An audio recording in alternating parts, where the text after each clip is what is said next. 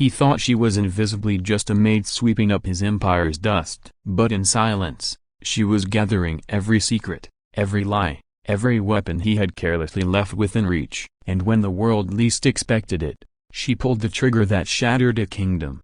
The silence of the penthouse at 3 in the morning was broken only by the faint scratching of a pen across paper and the occasional flutter of a turned page. The marble floor reflected the glow of a small flashlight, its narrow beam falling on the neatly arranged stack of books spread out like contraband in a palace. Kesha Williams sat cross-legged in her plain blue uniform, her back straight, her head bent with the focus of someone who had long ago learned to shut out the world. Around her, bottles of Polish and neatly folded rags testified that she had already completed her shift. The place gleamed, immaculate, the scent of disinfectant still faint in the air. She should have been gone an hour ago, but instead she was here, chasing formulas that bent reality into numbers, chasing futures hidden behind equations.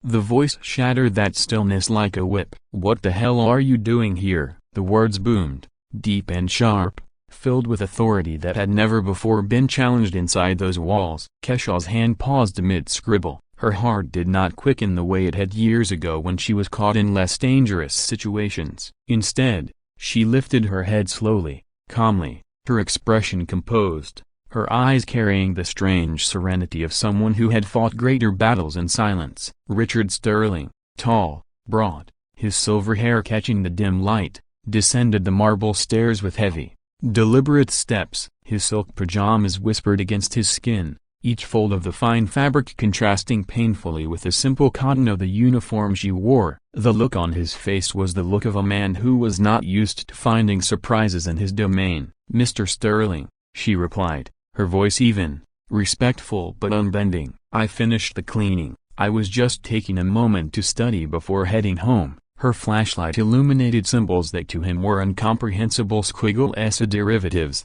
integrals, pages filled with the language of advanced calculus. Richard narrowed his eyes, his lips curving into something that wasn't quite a smile. "Study?" The word rolled off his tongue as if it were a joke he had not chosen to hear. He stepped closer, his bare feet soundless on the cold marble. "Do you have any idea where you are? This is not a public library. It's my home. I pay you to clean, not to play student." His laugh was contemptuous, sharp, designed to humiliate. Kesha closed her notebook slowly, gently setting the battered $5 calculator on top of it. Her movements had the deliberateness of ritual, unhurried, unafraid, the movements of someone who had learned to preserve dignity where none was granted. "With all due respect, sir," she said softly, her eyes steady on his, "the house is spotless, just as I always leave it." Her voice carried no tremor, no plea, only fact. For 6 months, Richard had barely noticed her. She was invisible, another piece of the staff who came and went, leaving his life polished and silent. But this image before him unsettled him in a way he could not name. A cleaner sitting like she belonged here, her books sprawled like sacred relics, studying the same subject he had failed at in college. His jaw tightened. "Listen carefully," he said, leaning forward, looming above her with the full weight of his wealth and height. "People like you have a place in society. Don't pretend to be something you're not. It's pathetic." Something flickered in Kesha's eyes, something that made Richard hesitate, just for a fraction of a second. Not fear, not anger, something colder, steadier, more dangerous. The certainty of someone who holds a secret too powerful to reveal. She repeated his words slowly, savoring them like a strange delicacy. "People like me. Interesting perspective, Mr. Sterling." Her voice was soft, almost amused, but the edge beneath it was sharper than glass. In that moment, Richard did not know that Kesha had been watching him closely for 6 long months, recording his arrogance, memorizing his routines, storing away pieces of information he carelessly left behind. Contracts scattered across desks, whispered conversations on late-night phone calls, meetings held under the illusion that no one unimportant was listening. He did not know that this woman he dismissed as invisible had been building something much larger than a dream of solving equations. She was building a weapon. "You're fired," Richard snapped, pushing aside the strange unease creeping into his chest. "Gather your things and leave. Don't think of asking for references." His words were final, meant to crush. Kesha rose with deliberate calm, gathering her books, her calculator, her flashlight. She did not beg. She did not argue. She moved with the same quiet dignity with which she had opened those books, and when she reached the door, she turned. The smile she gave him was enigmatic, unsettling, the kind of smile that lingered in memory long after it vanished. "Mr. Sterling," she said, her voice echoing off the marble walls, "have you ever heard the saying about not underestimating those who are always watching?"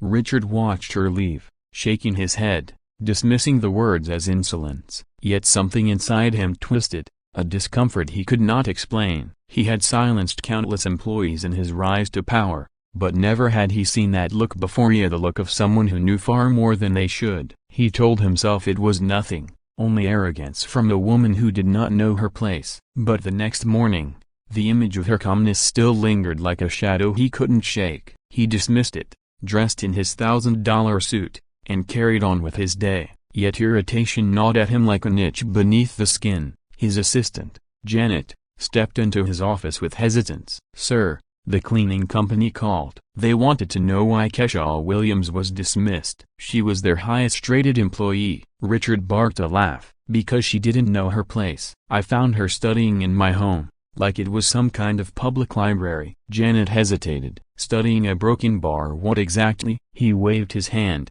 slamming his palm onto the desk. "Who cares? Domestic employees don't study in their employers' homes, period." But while Richard fumed in his glass tower, Kesha sat at a small table in the public library, her old laptop open, her fingers moving quickly. She was not broken, she was not even surprised. Everything had unfolded exactly as she had intended. The late-night studying session had been no accident, it was bait. She had known his arrogance would react the way it did, and she had needed the perfect reason to leave without suspicion. Now she organized the photos she had taken over months of contracts, bribes disguised as fees, text messages coordinating corrupt deals. She sorted them, categorized them, mapped them. 6 months of meticulous observation had built a dossier stronger than any weapon she could have bought. Her phone buzzed. A message from her younger sister. "Kush, did you get another job? Mom's worried about bills." Kesha looked at the words, her chest tightening, then typed back, "Tell Mom not to worry. Soon, everything will change." She hit send, then leaned back, her eyes scanning the web of corruption she had built piece by piece. Richard Sterling thought he had put her in her place. What he didn't know was that he had just played into hers. Meanwhile, Richard laughed at the golf club that Thursday, whiskey in hand, recounting the story of the insolent cleaning lady to his circle of wealthy friends. "Can you believe it? She was sitting in my living room, studying calculus, as if she even understood it." They roared with laughter. None of them noticed the young waiter in the corner, his notepad still in hand, his sharp eyes watching. Marcus Thompson had heard enough. He had grown up in neighborhoods like Kesha's, had clawed his way into university with scholarships and relentless work, and now he was a journalist chasing corruption in high society. For 2 years, he had circled Richard Sterling's empire like a hawk, gathering scraps, trying to pierce the armor of wealth and influence. But he had never gotten close enough. The next morning, he found her. The public library was quiet, filled only with the rustle of pages and the hum of computers. Kesha sat at her table, surrounded by her fortress of papers. "Excuse me," Marcus said cautiously, approaching. "My name is Marcus Thompson. I'm a journalist. I heard you used to work for Richard Sterling." Kesha lifted her head, her eyes narrowing. "I did." "Why?" He lowered his voice, leaning closer. "Because I've been investigating him for 2 years, and I've never been able to get close." "But someone who lived inside his house for 6 months." A broken bar, he trailed off. Kesha studied him, measuring the sincerity in his eyes, the weight of his words. Slowly, she opened her notebook, showing him pages of meticulous notes. Marcus's eyes widened. Contracts, payments, messages, dates, each piece of evidence catalogued with precision. "My God," he whispered. "This isn't just enough to take down Sterling. This is enough to take down half the businessmen in this city." Kesha closed the notebook with that same enigmatic smile. "And I'm not finished yet." For weeks, they worked side by side, weaving a net of facts so tight it could not be ignored. Every humiliation Richard had thrown at her had only fueled the fire that burned steady and cold in her chest. While Richard slept soundly in his penthouse, while he laughed at the club, while he boasted to friends about the cleaning lady who dared to dream, Kesha built the story that would destroy him. Not with rage, not with reckless vengeance, but with the quiet, merciless discipline of someone who knew that justice, real justice, is a dish best served cold. And so, as the city glittered outside the library windows, as life carried on oblivious, Kesha sharpened her evidence like a blade. She had been underestimated, dismissed, humiliated. But she had never been invisible. She had been watching, always watching, and Richard Sterling was about to learn the most dangerous lesson of his life. Monday morning dawned with the kind of stillness that precedes a storm. The city stretched and yawned, commuters shuffled toward trains, coffee shops filled with hurried conversations, and in the high-rise penthouse overlooking it all, Richard Sterling stirred beneath sheets of imported silk. He had no inkling that the world he had built, brick by brick with arrogance and corruption, was seconds away from shattering. His phone buzzed relentlessly on the nightstand. Irritated, he grabbed it, squinting at the screen. Dozens of missed calls, his lawyer, his assistant, investors. His heart thudded as unease coiled in his chest. What the hell is going on?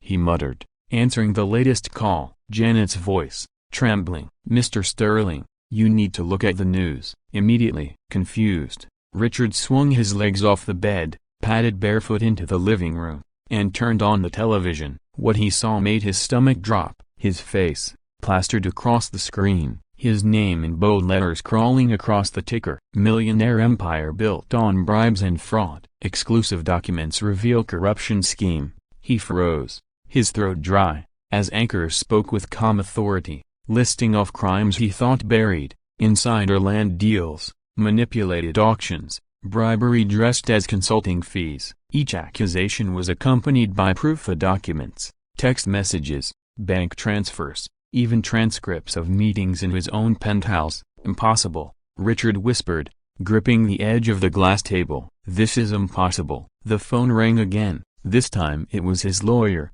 his tone frantic. Richard, federal auditors are already moving in. Accounts are frozen. Investigations have been opened. Another call cut. Tina, his biggest investor, screaming about betrayal, demanding his money back. A third, the mayor himself, desperate, hissing, "You compromised me, Sterling. I have to cut all ties publicly. Don't call me again." Richard's hands shook as he switched between calls, his empire unraveling faster than he could form excuses. Partners who once toasted his brilliance now treated him like a plague. Banks closed their doors. Politicians who had smiled at his table disavowed him in televised statements. The walls of power he had believed indestructible crumbled like sand under a wave. At 9 in the morning, Richard sat in his office, unshaven, trembling, staring at a stack of newspapers dumped on his desk. The headline screamed his downfall. The front page photo was worse, him caught mid-gesture, offering a bribe in his own penthouse, arrogance carved into every line of his face. Below it, the caption chilled his blood. Evidence provided by an anonymous source with privileged access to the businessman's residence. The words echoed in his skull. Anonymous source, privileged access. His mind raced, connecting dots he had ignored. 6 months, the cleaning lady, the books, the smile. He staggered to his feet, bile rising in his throat. "No," he muttered, pacing. "Not possible." She was nothing. She cooled into broken bar. The doorbell rang. Richard froze. The sound echoed through the hollow quiet of the penthouse. Slowly, mechanically, he pressed the intercom. A voice he thought he'd never hear again filled the air. Calm, unshaken. "Mr. Sterling, it's Kesha Williams. I'm here to return something you left behind." His lungs emptied, as if the air had been stolen. Fingers trembling, he unlocked the door. Minutes later, she stood before him. Not in the uniform he remembered, but in a simple blazer that gave her an air of quiet authority. She carried a leather briefcase, identical to the ones his attorneys used. She stepped into the room as if she belonged there, placing a folded newspaper on his desk. It was today's edition, the one that carried his ruin. "I thought you might like an autographed copy," she said with that same enigmatic smile that had haunted him. Richard stared, words choking in his throat. She looked transformed, yet completely herself, a calm, composed, her gaze steady, radiating a confidence he had never bothered to see. "You," he finally rasped. "It was you." "All of this." Kesha tilted her head slightly, almost pityingly. "For 6 months, every careless document you left lying around, every whispered phone call, every meeting you thought I couldn't understand, I gathered it, piece by piece, and you never noticed." Richard's hands trembled as he gripped the edge of the desk. "You destroyed me." "No," Kesha said softly, her voice like steel wrapped in velvet. "You destroyed yourself. I only showed the world what you really are." For the first time in decades, Richard Sterling felt something alien, a fear, not of losing money, not of rivals, but of the woman standing calmly before him. She had been invisible by design, silent by choice, watching with eyes he had dismissed. Now she was the storm he could not stop. "Why?" he croaked. "Why do this to me?" Kesha's eyes darkened with memory. "Because for years, men like you have stepped on people like me and my family. My mother works double shifts as a nurse. My sisters gave up their youth to keep us afloat. And when I applied to firms with my degree, they told me I wasn't the right fit. You know why? Because they only wanted more of you, more Richard Sterlings. I was invisible until I chose not to be. And you gave me the perfect excuse." Richard collapsed into his chair, burying his face in his hands. He wanted to lash out, to roar, to crush her with threats, but the weight of reality pressed him into silence. He had no power left, not over banks, not over politicians, not even over the woman he had once ordered to scrub his floors. "What do you want?"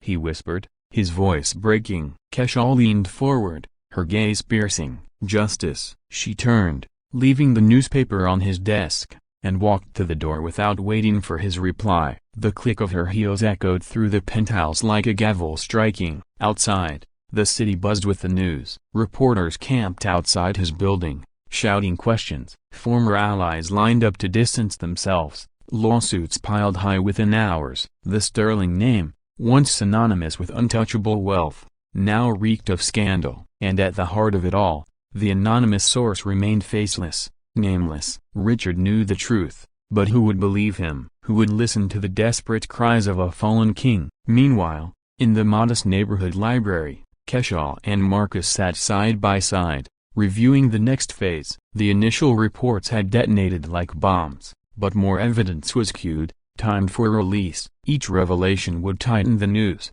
not just around Richard, but around the network of corruption he represented. Marcus leaned back, awe in his voice. "You realize this changes everything, not just for Hema, for the city, for people who thought men like him couldn't be touched." Kesha smiled faintly, her fingers steady as she filed documents. "That's the point. It was never about just one man, it was about showing that even the invisible can hold power." Her phone buzzed. A message from her sister. "Kush, we saw the news." "Was that a broken bar you?" She stared at the screen for a long moment, then typed back, "Soon, you'll understand. Trust me." She closed the phone and exhaled, a weight lifting from her chest. For years, she had been told to stay small, to accept limits, to know her place. But now the city whispered her truth, even if her name remained hidden. Richard, meanwhile, sank deeper into despair. Within days, auditors seized his assets,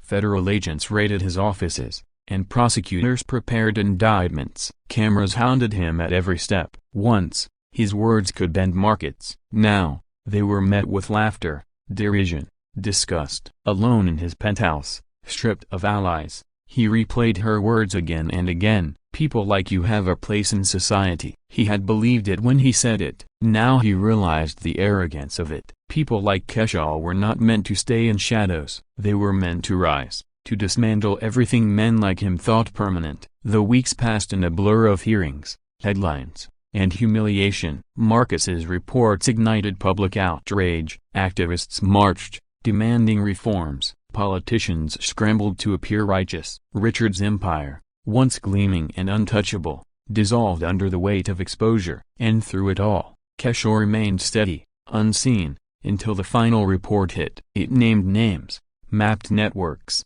exposed not just Richard's corruption but an entire web of elites who had feasted on the city's future. It was a reckoning, and it began with a woman he had dismissed as nothing. One evening, after the last report was published and the city buzzed with the scale of the scandal, Marcus turned to her. "What's next for you?" Kesha looked out the library window at the skyline, her expression unreadable. "I don't know yet, but I know what's behind me, and I know I'll never be invisible again." She closed her notebook, the one filled with 6 months of secrets, and slid it into her bag. Her path was no longer about survival, it was about rewriting the rules. In his penthouse, now stripped of luxury, Richard sat alone, staring at the city that no longer bowed to him. His fortune gone, his power destroyed, his name ruined. He thought of the night he found her studying by flashlight. He thought of her calmness, her eyes, her words. He had dismissed her as beneath him, but in the end, she had stood taller than he ever had. The world had turned, and Richard Sterling was nothing more than a cautionary tale. And somewhere in the heart of the city, Kesha Williams walked with her head high, the quiet strength of someone who had fought not just for herself, but for everyone who had been told they did not belong. The story of her victory was whispered in boardrooms, classrooms, and kitchens. Not everyone knew her name, but they knew the lesson she had carved into history. Never underestimate those who are always watching.